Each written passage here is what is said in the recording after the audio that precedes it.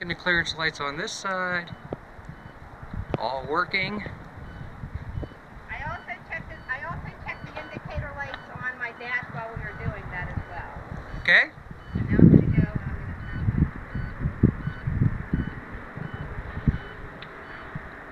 Okay, she's deactivating her child checkmate system. Checking the seats as she goes back to make sure that there's no one in the bus. And pushing the button to indicate that that has been completed. Okay, next she's coming out.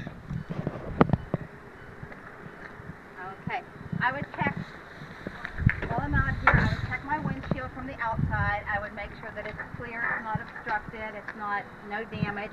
And I would check my windshield wipers, and I would make sure that they're mounted securely and that the blade is fine, which it is. Okay, we're unlatching the hood. Okay. First of all, I would check my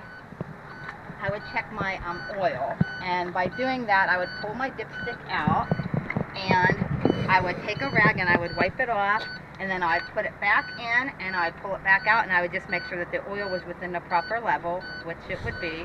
I would check my fluid here, which is my transmission fluid, and I would check my power steering fluid here.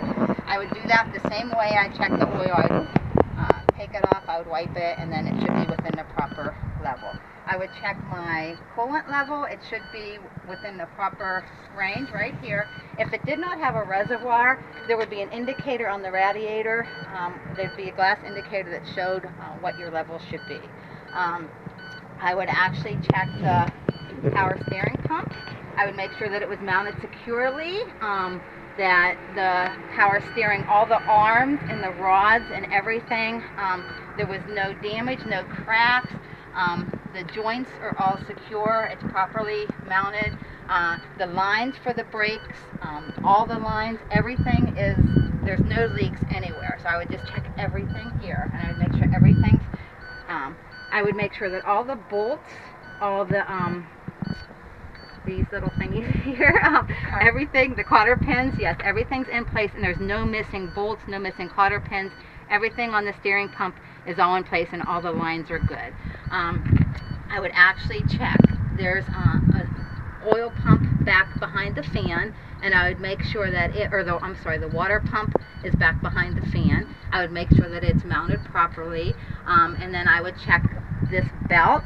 It should not be frayed, damaged, cracked, worn in any way. It should be tight. It should be snug. When I press on it, it should not deflect more than a 1/2 inch to 3/4 inch. If it was gear driven, it should be mounted securely. I would check the generator, back there, it's actually the air compressor, and I would make sure that it's mounted securely, that it's not damaged in any way, and that all the bolts are secure. I would also check the, I'm going to go ahead and check the suspension since it's right here. I'm going to check the springs, the leaf springs. I'm going to make sure that they're not cracked.